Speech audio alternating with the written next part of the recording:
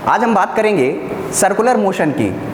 Circular motion, अगर वृत्तीय गति की बात करें तो वृत्तीय गति क्या होता है, और जब कोई पिंड वृत्तीय गति करता है तो उसमें कौन सी वेलोसिटी होती है, उस वेलोसिटी को क्या कहते हैं, उसमें डिस्प्लेसमेंट होता है, उस डिस्प्लेसमेंट को क्या कहते हैं, इन सब के बारे में आज हम लोग डिस्कस करेंगे कि सर्कुलर मोशन क्या होता है। तो सबसे पहले हम लोग सर्कुलर मोशन के बारे में जानेंगे, वृत्तीय गति के बारे में जानेंगे। सर्कुलर मोशन की बात करें तो सर्कुलर जैसे नाम से ही क्लियर है कि जब कोई पार्टिकल, कोई बॉडी ऐसे पाथ पर मूव करता है जिसका पाथ कैसा हो, सर्कुलर हो, वृत्तीय हो। जब कोई पिंड किसी ऐसे पथ पर गमन करता है जिसका पथ वृत्तीय होता है तो ऐसे गति को हम वृत्तीय गति कहते हैं। जब कोई पिंड, जब कोई बॉडी किसी ऐसे जो है पाथ पर सर्कुलेट होता है, मूव करता है जिसका पाथ कैसा हो, वृत्तीय हो। जैसे इस पर घूम रहे हैं आप, ठीक है, सर्कुलर में घूम रहे हैं। देखा होगा एग्जांपल, मौत का कुआं देखा होगा, बाइक चलाता है, कैसा मोशन है, सर्कुलर मोशन है। आपने देखा होगा कि जो न्यूक्लियस के चारों ओर इलेक्ट्रॉन मूव करते हैं, किस तरह का मोशन है, सर्कुलर मोशन है। जो है सन के अराउंड प्लैनेट मूव करते हैं, कैसा मोशन है, सर्कुलर मोशन है। तो जब कोई पार्टिकल, कोई बॉडी किसी ऐसे पाथ पर मूव करता है जिसका पाथ कैसा होता है, सर्कुलर होता है, तो ऐसे पाथ को हम लोग सर्कुलर मोशन कह देते हैं। अब सर्कुलर मोशन में सबसे पहले बात आ जाती है एंगुलर डिस्प्लेसमेंट की।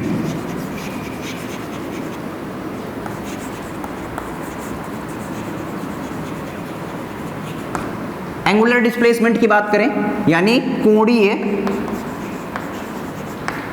विस्थापन। हम लोगों ने पहले जब motion in a straight line पढ़ रहे थे तो हम लोगों ने विस्थापन की बात करी। विस्थापन किसे कहते हैं, किन्हीं दो बिंदुओं के बीच की न्यूनतम दूरी को विस्थापन कहते हैं। Least distance of the two point is called displacement. दो बिंदुओं के बीच की न्यूनतम दूरी को विस्थापन कहते हैं, लेकिन हम यहाँ बात करें कोणीय विस्थापन की। एंगुलर डिस्प्लेसमेंट, एंगुलर मतलब एंगल। जब कोई ऐसा डिस्प्लेसमेंट जो एंगल में एंगल क्रिएट करता हो, तो एंगल क्रिएट करता हो तो उसे हम लोग कैसा विस्थापन कह देंगे, कोणीय विस्थापन कह देंगे। मान लीजिए आप यहाँ पर थे, सर्कुलर पाथ पर मूव कर रहे थे, यहाँ पर थे P पॉइंट से, और P पॉइंट से आप पहुँच गए Q पॉइंट पर, ठीक। तो आप कितना डिस्प्लेसमेंट हुआ आपके अंदर, ठीक है, आपने बॉडी में, तो ये आप ये चले तो आपका डिस्प्लेसमेंट कितना हुआ, आप किसी जो है एक्सिस के लॉन्ग आप कितना मूव करें, ये एंगल, तो ये आपका क्या कहलाएगा, ये आपका एंगुलर डिस्प्लेसमेंट कहलाएगा। जो एंगल क्रिएट करता है, जो एंगल क्रिएट करता है वो एंगुलर डिस्प्लेसमेंट कहलाता है। तो एंगुलर डिस्प्लेसमेंट डेल्टा थीटा बराबर कैसे लिखते हैं, एंगल कैसे लिखते हैं, एंगल बराबर क्या होता है, हम लोगों ने क्या पढ़ा, अगर एंगल निकालना होता है तो एंगल बराबर आर्क अपॉन रेडियस, क्या होता है, आर्क अपॉन रेडियस होता है। तो आर्क, अगर इसके आर्क की बात करें तो PQ इसका क्या है, PQ आर्क है, और इस आर्क को हम क्या लिख देते हैं, डेल्टा S लिख देते हैं। तो कितना हो जाएगा, डेल्टा S अपॉन R, क्या हो जाएगा, डेल्टा S अपॉन R हो जाएगा। तो अगर एंगुलर मूवमेंट की बात करें, एंगुलर डिस्प्लेसमेंट की बात करें तो एंगुलर डिस्प्लेसमेंट कितना हो जाएगा, delta theta is equal to delta S upon R, ठीक है। अगर इसकी यूनिट की बात करें, यूनिट क्या हो जाएगी, देखिए ये भी मीटर होता है, ये भी मीटर होता है, तो कैंसिल आउट हो जाता है। लेकिन एंगल आपकी एक कैसी यूनिट है, कॉम्प्लीमेंट्री यूनिट है। और कॉम्प्लीमेंट्री यूनिट में आपको क्या बताया, क्या होता है कि कॉम्प्लीमेंट्री यूनिट में जो है आपकी डायमेंशन नहीं होती, लेकिन जो है यूनिट होती है। इसकी यूनिट क्या हो जाएगी, इसकी यूनिट हो जाएगी रेडियन,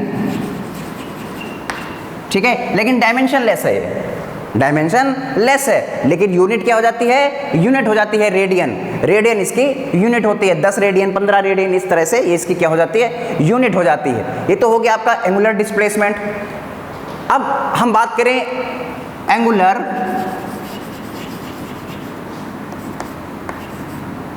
वेलोसिटी। एंगुलर वेलोसिटी मतलब कोणीय वेग। कोणीय वेग की बात करें, हम लोगों ने वेग पढ़ा था मोशन स्ट्रेट लाइन में। वेग में क्या बताया था कि विस्थापन की दर को वेग कह देते हैं, तो हम लोगों ने पढ़ा उसमें लीनियर, उसे हम लोग, अब देखो फर्क आ गया, हम लोग यहाँ पर कोणीय विस्थापन कह रहे थे, वहाँ पर विस्थापन कह रहे थे। जब केवल विस्थापन कहा जाए तो इसका मतलब है हम लीनियर डिस्प्लेसमेंट की बात कर रहे हैं। लीनियर डिस्प्लेसमेंट मतलब रेखीय विस्थापन, रेखीय विस्थापन की बात कर रहे हैं। लेकिन और इसी तरह जब इसमें बात किया जाए कि केवल अगर वेलोसिटी कह दी जाए, केवल वेलोसिटी, तो इसका मतलब है हम लीनियर वेलोसिटी की बात कर रहे हैं। अगर लीनियर वेलोसिटी बोल दिया जाए तो इसका मतलब है हम रेखीय वेग की बात कर रहे हैं।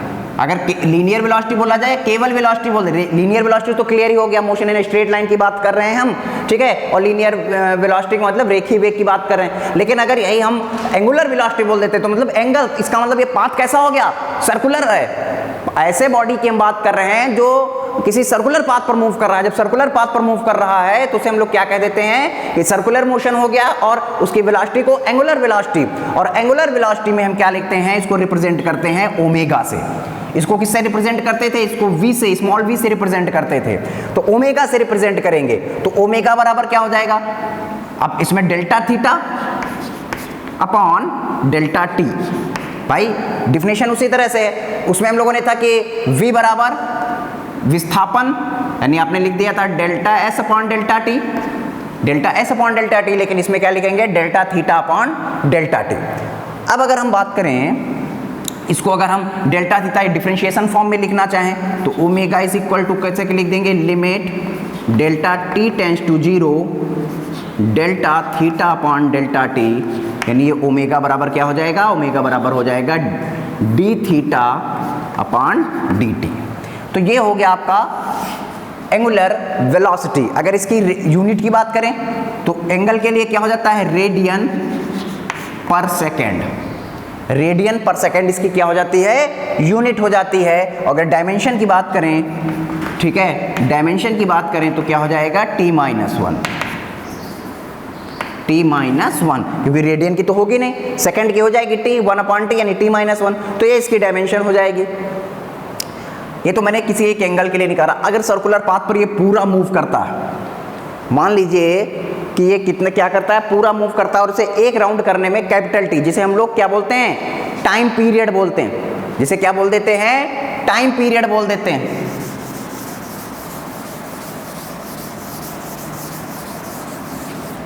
अब मान लेते हैं कि इसे एक राउंड करने में, एक सर्कल पूरा करने में कैपिटल टी टाइम लगता है, ठीक है, जिसे हम लोग क्या बोलते हैं, टाइम पीरियड, ठीक है। टाइम पीरियड क्या मतलब क्या होता है, टाइम पीरियड क्या होता है कि एक राउंड पूरा करने में जो टाइम लगता है उसे हम लोग टाइम पीरियड कहते हैं, और 1 सेकेंड में जितने राउंड होते हैं उसे फ्रीक्वेंसी बोल देते हैं, ठीक है, उसे क्या बोल देते हैं, फ्रीक्वेंसी बोल देंगे। अब हम अगर बात करेंगे, इसको एंगुलर फ्रीक्वेंसी भी बोलते हैं, ठीक है, कोणीय आवृत्ति।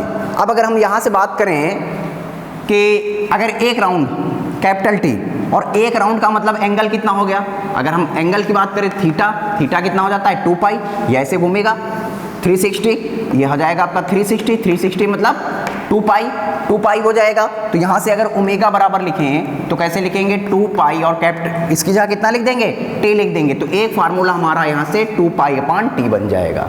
एक फार्मूला हमारा 2 पाई अपॉन टी बन गया। उससे हम जानते हैं कि जो टी 1 अपॉन टी होता है ये किसके बराबर होता है, एन, यानी फ्रीक्वेंसी के बराबर होता है। किसके बराबर होता है, फ्रीक्वेंसी के बराबर होता है। तो ओमेगा बराबर हम 2 पाई एन भी लिख लेंगे।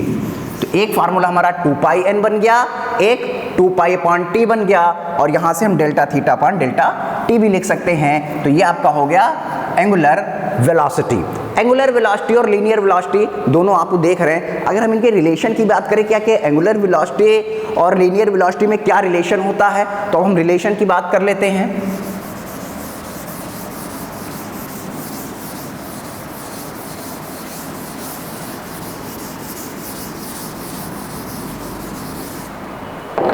अब बात करेंगे relation between linear velocity and angular velocity। मतलब किसमें संबंध है, रेखीय वेग और कोणीय वेग में संबंध। इसको मैंने बता दिया, इसको क्या कहते हैं, इसको कोणीय वेग कहते हैं और रेखीय वेग। तो क्या हो गया, relation between linear velocity and angular velocity, यानी रेखीय वेग और कोणीय वेग में संबंध। रेखीय वेग और कोणीय वेग में संबंध। रेखीय वेग को काहे से रिप्रेजेंट करते हैं? v से रिप्रेजेंट करते हैं, और इसको काहे से रिप्रेजेंट करते हैं? इसको ओमेगा से रिप्रेजेंट करते हैं। तो इसका मतलब ये हो गया कि ओमेगा और r में क्या रिलेशन है, इसको हमें फाइंड आउट करना है।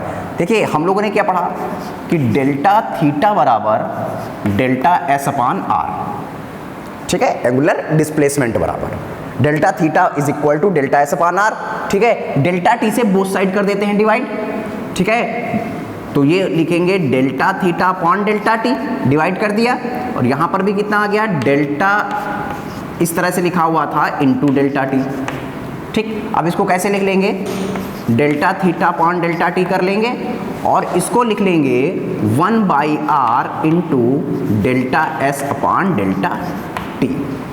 अब इसको लिमिट फॉर्म में ले जाएंगे, कैसे लिखेंगे इसको, limit delta T tends to 0 delta theta upon delta T is equal to 1/r limit delta T tends to 0 delta S upon delta T. अब ये क्या हो जाएगा, मैंने बताया था जब लिमिट में लिखते हैं तो यहाँ पर क्या लिख देंगे, D theta upon D T, क्या लिख देंगे, D theta upon D T is equal to 1/r, ये क्या हो जाएगा, ये हो जाएगा D S upon D T. ये किसके बराबर होता है, ये बराबर हो जाएगा आपके ये हो जाएगा कोणीय वेग यानी ओमेगा 1/r, और ये किसके बराबर हो जाएगा, v के बराबर हो जाएगा। तो यहाँ से v बराबर क्या आ जाएगा, r ओमेगा, v बराबर क्या आ जाएगा, एक रिलेशन आ गया, v बराबर r ओमेगा।